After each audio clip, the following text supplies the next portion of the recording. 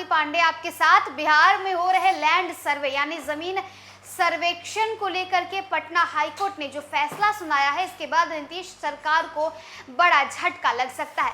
दरअसल बिहार सरकार की तरफ से जो जमीन सर्वे करवाया जा रहा है, लैंड सर्वे हो रहा है, इसे लेकर के लगातार अफवाहें भी फैल रही हैं। विपक्ष हालांकि एक तरफ तो बिहार सरकार पर यानी नीतीश कुमार पर हमलावर ही है। विपक्ष का कहना है कि लैंड सर्वे यानी जमीन सर्वेक्षण जी का जंजाल बन चुका है, इसके वजह से बिहार में भ्रष्टाचार भी बढ़ रहे हैं, वहीं पारिवारिक कलह और कलेश भी आगे यानी फ्यूचर में बढ़ सकती है। अब जो पटना हाईकोर्ट ने फैसला सुनाया है, उसके तहत ये फैसला लिया गया है पटना हाईकोर्ट की तरफ से कि रैयत जो जमाबंदी रैयत के नाम है वो उसे अतिक्रमण नहीं कहा जाएगा, वो रैयत के ही नाम पर रहेगा। तो देखिए, नीतीश सरकार के खिलाफ नीतीश सरकार को एक बड़ा झटका पटना हाईकोर्ट की तरफ से लग सकता है। अपने इस फैसले में हाईकोर्ट ने क्या कुछ कहा है, अगर वो पूरी अपडेट आपको दे तो देखिए, पटना हाईकोर्ट ने बिहार में चल रहे भूमि सर्वे के बीच जमाबंदी रैयत को लेकर अहम फैसला दिया है।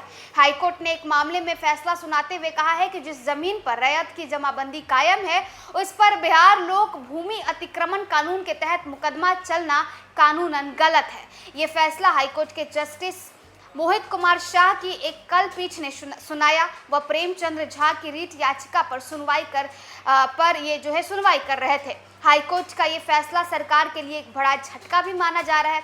दरअसल ये पूरा मामला मधुबनी जिले के बेनीपट्टी प्रखंड के मानपुर गैबीपुर मौजा से जुड़ा हुआ है। याचिकाकर्ता की जमीन पर बेनीपट्टी के अंचलाधिकारी ने अतिक्रमण केस चलाते हुए नोटिस जारी किया था। याचिकाकर्ता के वकील जितेंद्र किशोर वर्मा ने कोर्ट के समक्ष दलील दी कि उक्त अतिक्रमणवाद की कार्रवाई याचिकाकर्ता के पक्ष में जमाबंदी कायम रहने तक नहीं शुरू की जानी चाहिए, इसलिए अतिक्रमणवाद की कार्यवाही को रद्द कर देना चाहिए। कोर्ट का कहना था कि इस मामले में राज्य सरकार ने भी याचिकाकर्ता के पक्ष में जमाबंदी कायम रहने की बात से इनकार नहीं किया, इसलिए अतिक्रमण की कार्यवाही व्यर्थ है।